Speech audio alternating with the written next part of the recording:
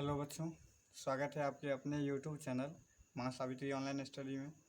तो बच्चों, हमने इससे पिछले वीडियो में डिस्कस किए थे एक्सरसाइज 1.1 के क्वेश्चन नंबर फर्स्ट के 3 क्वेश्चन के, और आज इस वीडियो में हम लोग ये डिस्कस करेंगे। इसके बाद अगला क्वेश्चन जो है उसमें सेकेंड, थर्ड, फोर्थ पूरा कंप्लीट करेंगे इसको। तो आपसे रिक्वेस्ट है कि मेरे साथ अंत तक बने रहिए और चलते हैं इसका सेकेंड नंबर क्वेश्चन को सॉल्व करते हैं। तो क्वेश्चन सेकेंड नंबर है, दर्शाइए कि कोई भी धनात्मक विषम पूर्णांक 6q+1। क्वेश्चन हम नहीं लिखेंगे, आप अपने बुक में एनसीईआरटी बुक में क्वेश्चन नंबर सेकेंड देख सकते हैं। कोई भी धनात्मक विषम पूर्णांक 6q+1 या 6q+3 या 6q+5 के रूप का होता है जहाँ q कोई पूर्णांक है। तो सबसे पहले हम मान लेंगे कि धनात्मक पूर्णांक जो है ये है। माना कि धनात्मक पूर्णांक बराबर a है, ठीक है।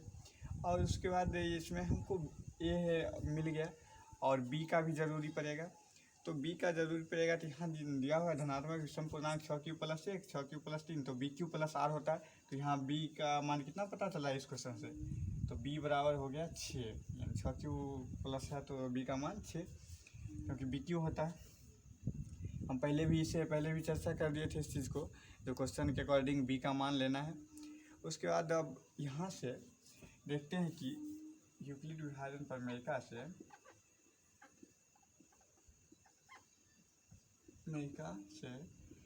r का मान जो होगा वो हमेशा b से छोटा होगा, 0 से लेकर b से छोटा यानी कि 5 तक होगा। तो 0 1 2 3 4 5, ठीक है।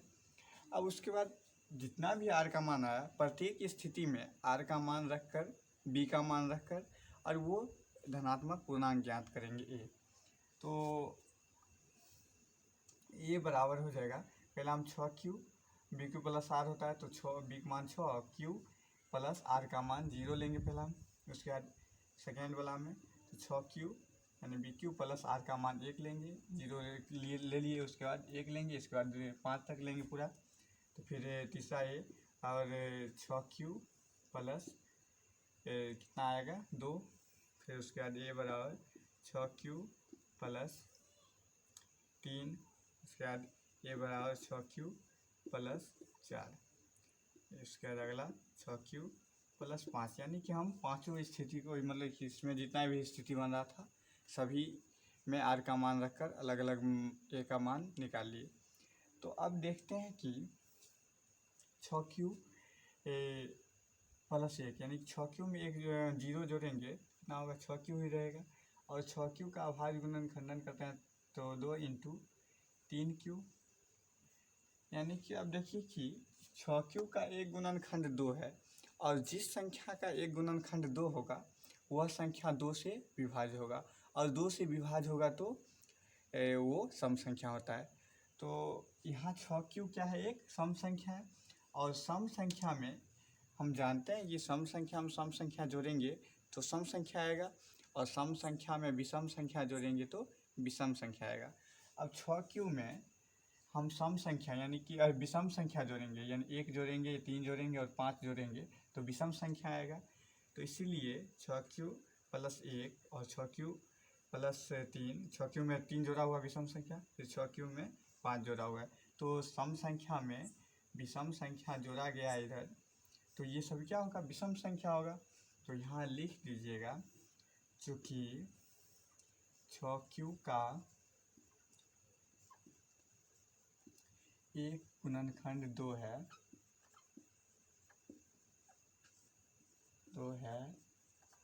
इसलिए 6q एक सम संख्या है, सम धनात्मक पूर्णांक है,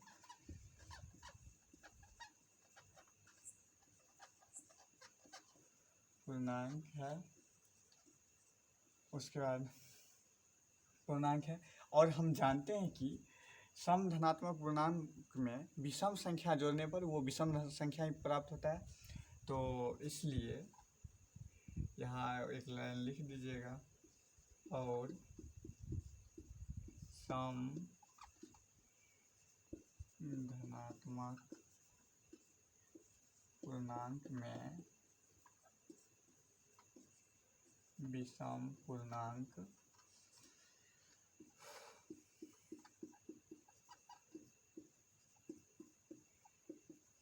जोड़ने पर विषम धनात्मक पूर्णांक ही विषम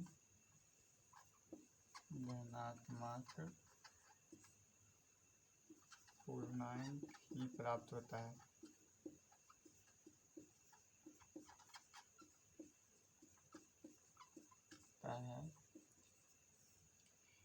अतः 6q+1 या 6q+3 या 6q+5 विषम धनात्मक पूर्णांक हैं।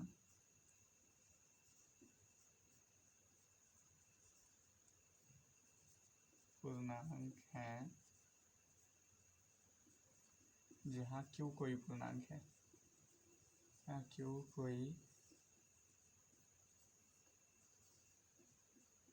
पूर्णांक है। तो आशा करते हैं कि आप लोगों को ये समझ में आ गया होगा क्वेश्चन। चलो फिर से एक बार और समझा देते हैं। देखिए क्वेश्चन था कि दर्शाइए कि कोई भी धनात्मक विषम पूर्णांक 6q+1 या 6q+3 या 6q+5 के रूप का होता है, जहाँ q कोई पूर्णांक होता है। तो सबसे पहले हम मान लेंगे कि वो धनात्मक पूर्णांक जो है वो है, और b बराबर मान लेंगे क्वेश्चन के अकॉर्डिंग 6 हो गया इसमें। तो b का मान जब 6 होगा तो इसमें यूक्लिड विभाजन प्रमेय का क्या कहता है कि r का मान जो हमें होगा हमेशा छोटा होगा b से, और 0 से बड़ा या 0 से बड़ा के बराबर होगा। तो r का मान 0 से लेकर 5 तक हो जाएगा। उसके बाद यूक्लिड विभाजन प्रमेयिका पर इस सभी स्थिति को r के सभी मानों को व्यवस्थित करेंगे, और उसके बाद हम देखे हैं यहाँ की 6q में 0 जोड़े 6q आया, और 6q का एक गुणनखंड आ गया 2, और जिस भी संख्या का एक गुणनखंड 2 होगा वो सम संख्या होता है। तो इसलिए 6q एक सम धनात्मक पूर्णांक हो गया। और जब सम संख्या में सम संख्या जोड़ते हैं तो सम संख्या आता है, और सम संख्या में विषम संख्या जोड़ते हैं तो विषम संख्या आता है। तो यहाँ देख रहे हैं कि सम संख्या हमको पूछा है विषम संख्या जोड़कर, यानी सम संख्या में एक जोड़ा है, सम संख्या 6q+3 के बारे में पूछा है, 6q+5 के बारे में, यानी सब में जिसमें पूछा है सभी में सम संख्या में एक विषम संख्या जोड़ दिया गया, यानी विषम धनात्मक पूर्णांक जोड़ा गया है। तो इसीलिए जो ये सब है 6q+1 6q+3 या 6q+5 विषम धनात्मक पूर्णांक होगा, जहाँ q कोई पूर्णांक है। तो अगर फिर भी समझ में नहीं आया होगा तो बैक करके वीडियो देख सकते हैं। फिर से हम नेक्स्ट क्वेश्चन पर चल रहे हैं।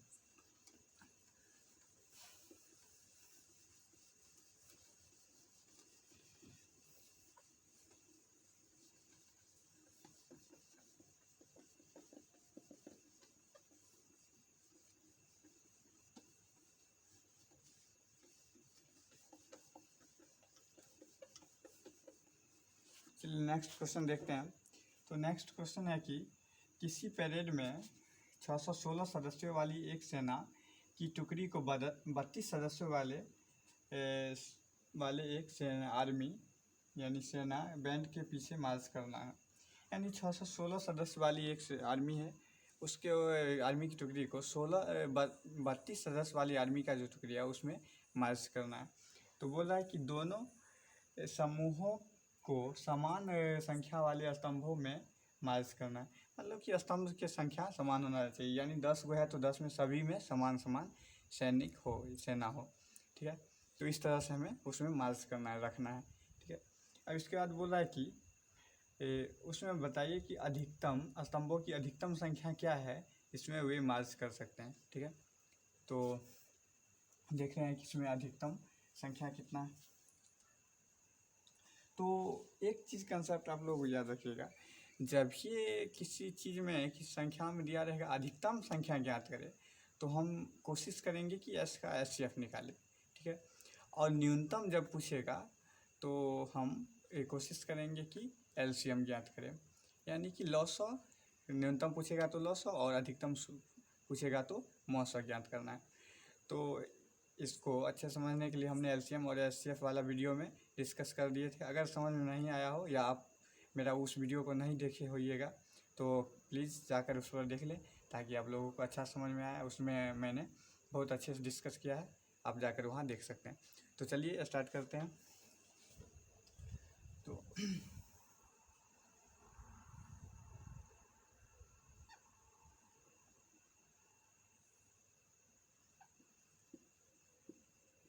एक टुकड़ी में सदस्यों की संख्या 616 है, और दूसरी टुकड़ी में, और इसको जो है 616 है उसको 32 टुकड़ी वाली सदस्यों में मार्च करना है, यानी मार्च किए जाने वाले टुकड़ी में सदस्यों की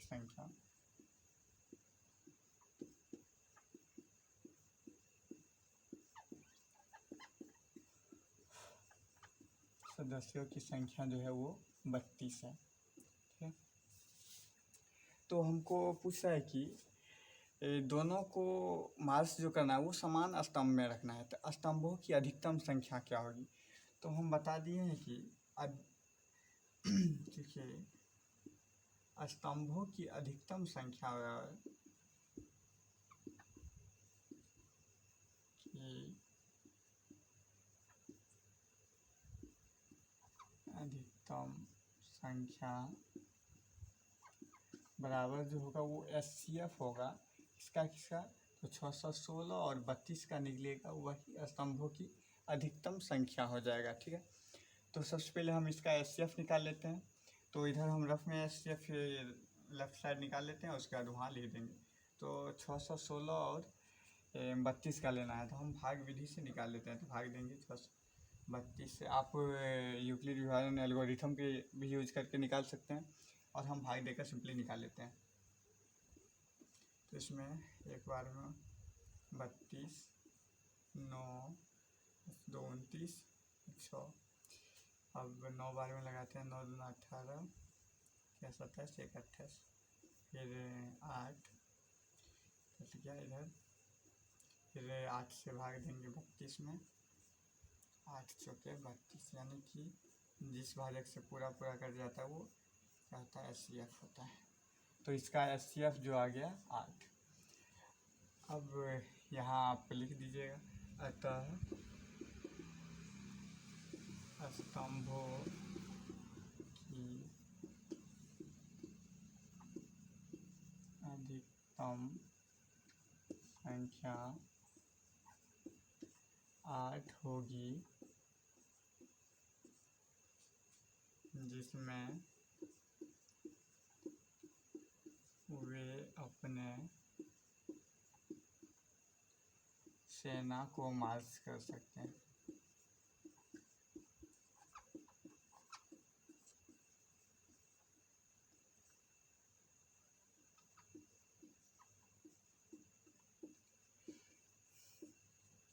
तो इसमें कुछ नहीं है, सिर्फ ध्यान रखना है कि किसको मार्च करना है, कितने सदस्यों वाली टुकड़ी में।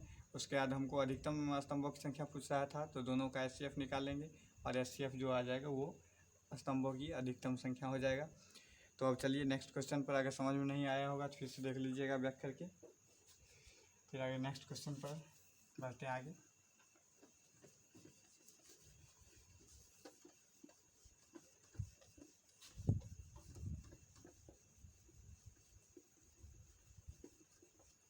ये शॉर्ट में बन गया क्योंकि हमने SCF बगल में निकाल कर वहाँ डायरेक्ट आंसर लिख दिए।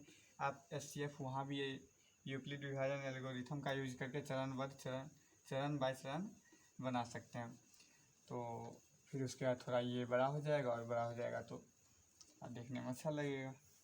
वैसे ये हमने बगल में इसका SCF निकाल कर डायरेक्ट लिख दिए थे वहाँ। चलिए अगला क्वेश्चन देखते हैं। तो बोला है कि यूक्लिड विभाजन प्रमेय का प्रयोग करके दर्शाइए कि किसी धनात्मक पूर्णांक m के लिए 3m या 3m धनात्मक पूर्णांक का वर्ग किसी पूर्णांक m के लिए 3m या 3m प्लस 1 के रूप का होता है। तो हमको यूक्लिड विभाजन प्रमेय का प्रयोग करके दर्शाना है कि किसी भी धनात्मक पूर्णांक का यहाँ लिख लेते हैं कि वर्ग जो है 3m या 3m प्लस 1 के रूप का होता है, ये दर्शाना, जहाँ m कोई पूर्णांक हो। तो सबसे पहले हम मान लेंगे कि कोई धनात्मक पूर्णांक जो है a है, ठीक है। सबसे पहले जैसे मानते आए हैं लिख लेंगे हल। माना कि धनात्मक पूर्णांक बराबर a, तो b का मान हो जाएगा यहाँ 3, इसके क्वेश्चन के अकॉर्डिंग लेना, ठीक है। उसके बाद a का जो मान आएगा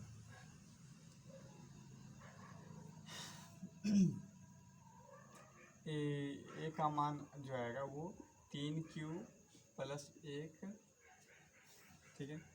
या फिर दूसरा ए का मान जो आएगा 3q प्लस 2, और तीसरा ए का मान आएगा 3q, नहीं 1 मिनट, यहाँ 3q आएगा, फिर उसके बाद 3q प्लस 1, 0 भी ले रखना है एक बार, फिर 3q प्लस 2, यानी कि इसमें 3 ही स्थिति आएगा, क्योंकि b का मान 3 है तो हमको r का मान 0, 1, 2 यानी 3 से छोटा तक लेना है। तो 0 लेंगे तो 3q, 0 जोड़ेंगे 3q रहेगा, 3q प्लस 1 हो जाएगा, और तीसरा हम 3q प्लस 2 हो जाएगा। इसके बाद हमको प्रत्येक स्थिति को स्क्वायर करके देखना है कि क्या सभी स्थिति में यही हमको मिल रहा है। अगर सही मिल रहा, अगर यही मिलेगा तो ये क्वेश्चन का कथन सत्य है, यानी सिद्ध हो जाएगा। अगर नहीं मिलेगा तो सिद्ध नहीं होगा। तो सबको हम वर्ग करके देखते हैं। तो प्रथम स्थिति में पहले देख लेते हैं। पहला क्या है, a बराबर 3q है, तो दोनों तरफ वर्ग करेंगे। तो यहाँ लिख भी सकते हैं कि दोनों तरफ वर्ग करने पर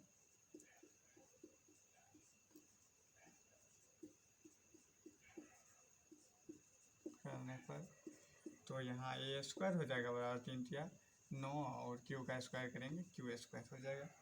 अब यहाँ देख रहे हैं कि 3 कॉमन आ जाएगा, तो 3 इंटू 3 से 3 में 9 भाग देंगे 3 बार, 3q स्क्वायर आ जाएगा, यानी 3। और इसके जगह हम कोई दूसरा पूर्णांक m ले लेते हैं, ठीक है, क्योंकि हमको m के रूप में लाना है वहाँ, जहाँ m बराबर क्या हो जाएगा, m की जगह कितना लिखे हैं 3q स्क्वायर की जगह m लिखे हैं, तो m बराबर 3q स्क्वायर लिख लेंगे। अब दूसरी स्थिति में आते हैं।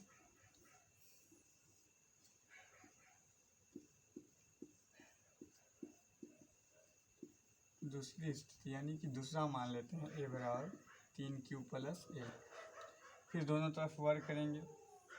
तो लिख दीजिए दोनों तरफ वर्ग करने पर, तो यहाँ हो जाएगा a स्क्वायर बराबर 3q प्लस 1 का होल स्क्वायर करेंगे तो a प्लस बी के होल स्क्वायर पर आता है, और a प्लस बी का होल स्क्वायर मैंने आप लोगों को बताया था। तो बताइए क्या होता है, a प्लस बी का whole square a square plus 2ab plus B square होता है।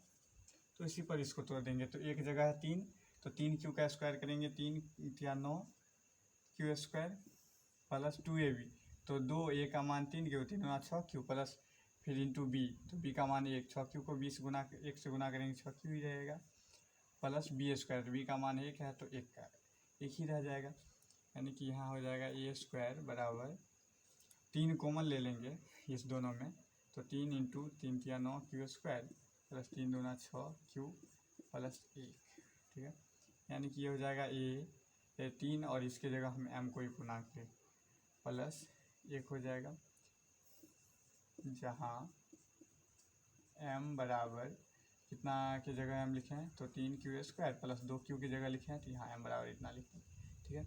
अब तीसरी स्थिति में देख रहे हैं, तीसरी यानी अंतिम स्थिति में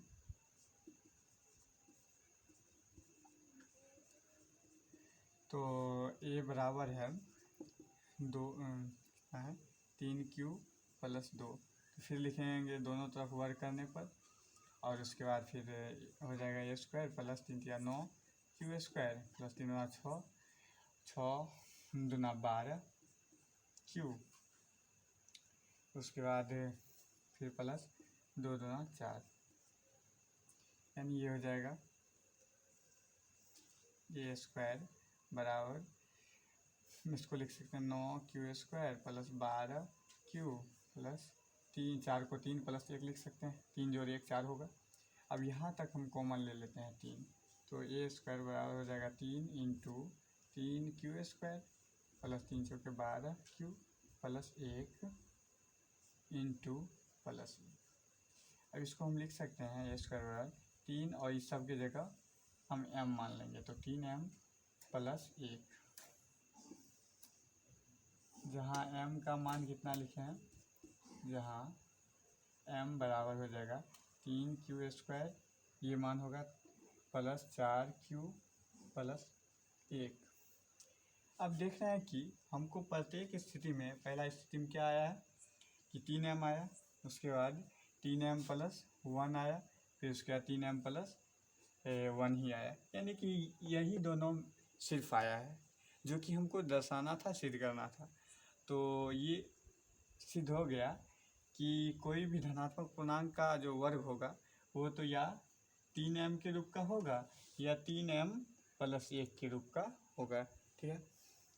तो आप नीचे लिख सकते हैं कि अतः कोई धनात्मक पूर्णांक का वर्ग 3m या 3m प्लस 1 के रूप का होता है, जहाँ m कोई पूर्णांक होता है। ये आप बुक से भी देखकर लिख सकते हैं या समझ में आ गया होगा, लिख दीजिएगा एक लाइन नीचे, यहाँ थोड़ी जगह नहीं है।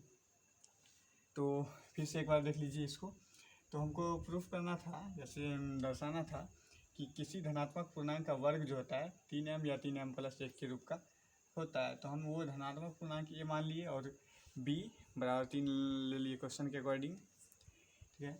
उसके बाद a बराबर 3q प्लस 0, ठीक है, 3q प्लस 0, तो 0 जोड़ेंगे 3q में 3q ही रहेगा। फिर उसके बाद r का मान 1 लेंगे, b का मान यहाँ 3 तक है तो r का मान 3 से कम होगा, यानी 0 1 2 तक होगा, तो यहाँ 2 तक जोड़ लेंगे इसमें 3q में।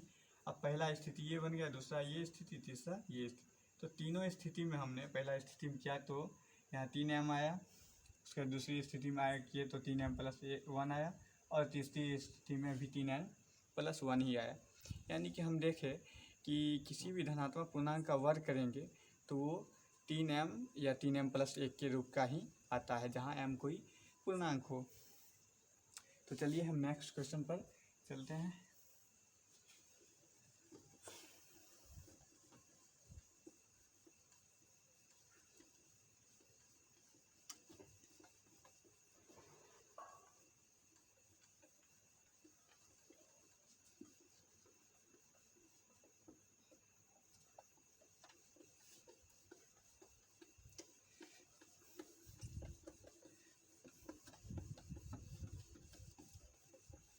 और नीचे में एक लाइन लिखना मत भूलिएगा कि अतः किसी धनात्मक पूर्णांक का वर्ग 3m या 3m प्लस 1 के रूप का होता है, जहाँ m कोई पूर्णांक है। तो इस चीज़ को नीचे में लिख दीजिएगा उस क्वेश्चन के नीचे में, क्योंकि मेरे पास यहाँ पर जगह नहीं था इसलिए हम नहीं लिख पाए, वो अपने से भी आप लिख सकते हैं। तो चलिए नेक्स्ट क्वेश्चन 5वां देख लेते हैं। बोला यूक्लिड विभाजन प्रमेय का प्रयोग करके दर्शाइए कि किसी धनात्मक पूर्णांक का घन 9m या 9m प्लस 1 या 9m प्लस 8 के रूप का होता है। तो हमको इस बार क्वेश्चन नंबर चेंज नहीं कर पाए, ये 5वां होगा, इससे पहले चौथा था, इससे पहले तीसरा। तो देख लीजिएगा आप बुक से भी। क्वेश्चन नंबर 5 में है कि दर्शाइए कि बोला कि दर्शाइए कि किसी धनात्मक पूर्णांक का घन 3m या 3m प्लस 1 या 3m प्लस 9m या 9m प्लस 1 या 9m प्लस 8 के रूप का होता है। हमको इस बार घन दर्शाना है कि धनात्मक पूर्णांक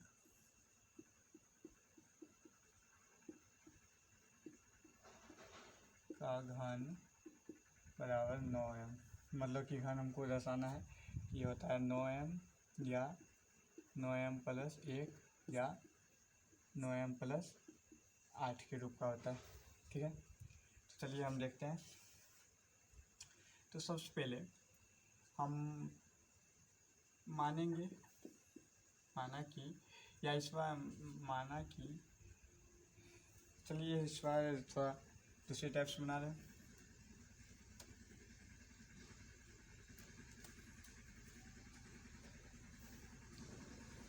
तो इसमें हम जानते हैं कि कोई भी धनात्मक पूर्णांक जो होता है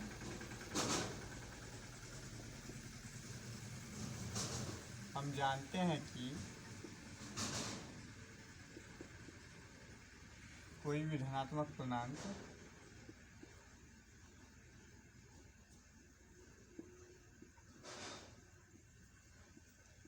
पूर्णांक 3q प्लस 1 3q या 3q प्लस 1 या 3q प्लस 2 के रूप का होता है, रूप का होता है, जहाँ q कोई पूर्णांक है।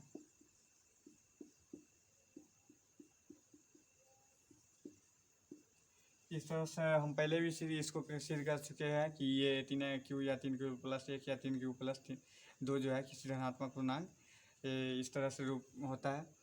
तो इसको हमको पूछा है कि इसका बताइए कि घन जो होता है 9m या 9m प्लस 1 या 9m प्लस 8 के रूप का होता है। यहाँ देखिए इसे पिछले वाला तरीका से भी हम स्वयं बना सकते थे कि ये बराबर m कोई धनात्मक पूर्णांक ये मान लेते और b का मान यहाँ 9 रखते। तो अगर b का मान 9 रखते तो r का मान 8 तक रखना पड़ जाता, 0 से लेकर 8 तक, जो कि हमको उसमें 9 स्थिति प्राप्त होता और 9 स्थिति का घन निकालने में बहुत ज़्यादा समय लग जाएगा। तो इससे अच्छा है कि, और उसका भी आंसर इसी रूप में आ जाएगा सेम, आप चाहें तो करके देख सकते हैं, इसमें कोई अथी नहीं है, लेकिन उसमें टाइम जो है बहुत लंबा लगेगा। तो हमको एग्ज़ाम में भी बनाना है तो टाइम को बचा कर रखना है। इसके लिए सबसे पहले हम मान लेंगे कोई भी धनात्मक पूर्णांक आप जानते हैं 3q या 3q प्लस 1 या 3q प्लस 2 के रूप का होता है। 3q प्लस 3 के रूप का नहीं हो सकता है क्योंकि q का r का मान जो होगा वो b से बड़ा नहीं होता है। तो इसके रूप का होता है जहाँ q कोई पूर्णांक है। तो हमको 3 ही स्थिति आया, ठीक है। तो प्रथम स्थिति में देखेंगे तो पहला स्थिति में हमको जो है ये पूर्णांक जो है हम ये मान लेते हैं। तो ये जो है 3q है। अब इसका घन करने पर लिख दीजिएगा, घन करने पर तो 3q का घन करेंगे 3 या 9 या 27 q। इसमें हमको देखिए 9m या 9m प्लस 1 या 9m प्लस 8 के रूप का दर्शाना है, इसलिए हम 9 कॉमन लेंगे। 9 इंटू 3 9 या 27 क्यूब, ठीक है। यहाँ 9m इसके जगह m आ जाएगा, जहाँ चलिए यहीं लिखते हैं, जहाँ m बराबर m की जगह कितना लिखें 3 क्यूब, ये हो जाएगा। अब दूसरी स्थिति देख लेते हैं।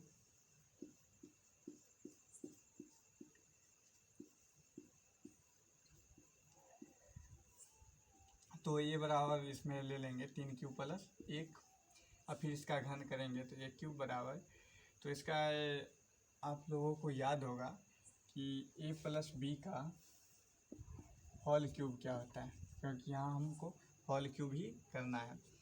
तो a प्लस बी का होल क्यूब क्या होता है, a cube plus 3a² b plus 3ab² plus b cube होता है। ये आपको याद रखना है, ठीक है। तो यहाँ इसका 3q प्लस 1 का होल क्यूब करना है।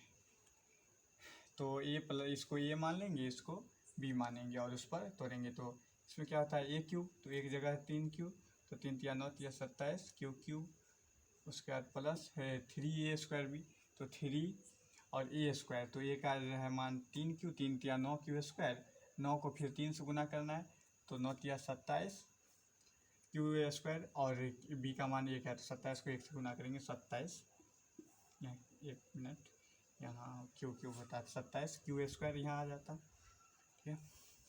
उसके बाद फिर प्लस 3ab², तो 3a का मान 3q, तो 3 को 3 से q से गुना करेंगे 3 या 9q और b², तो b का मान 1 है, 1 का स्क्वायर करेंगे 1 ही, और 1 से उसको गुना करेंगे 9q को, तो 9q ही रहेगा। फिर प्लस b क्यूब, b का मान 1 है तो 1 का क्यूब 1 ही होगा, ठीक है।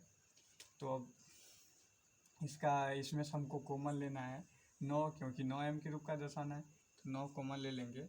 9 तिया 27 क्यू प्लस 9 तिया 27 क्यू स्क्वायर प्लस 9 एकम 9 क्यू बच जाएगा प्लस 1, यानी कि 9 और इस सब की जगह एक अन्य पूर्णांक m ले लेंगे प्लस 1, जहाँ यहाँ नीचे लिख देंगे फिर जहाँ m बराबर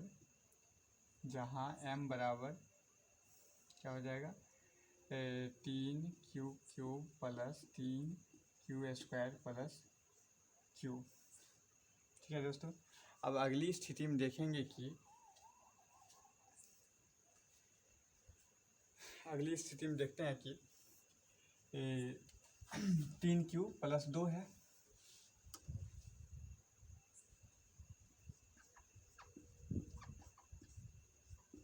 तीसरी स्थिति में a बराबर है 3 प्लस 2। तो फिर वही प्रोसेस करेंगे जो इससे पहले किए थे कि हम इसको दोनों तरफ घन करेंगे और इसके बाद फिर देखेंगे कि ये 9m या प्लस 8 के रूप का आ रहा है या नहीं। तो इसको घन करेंगे तो a³ बराबर हो जाएगा, फिर इसका होल क्यूब हो जाएगा 3 प्लस 2 का होल क्यूब। तो करेंगे तो इसका आ जाएगा 3 तिया 9 तिया 27 क्यू प्लस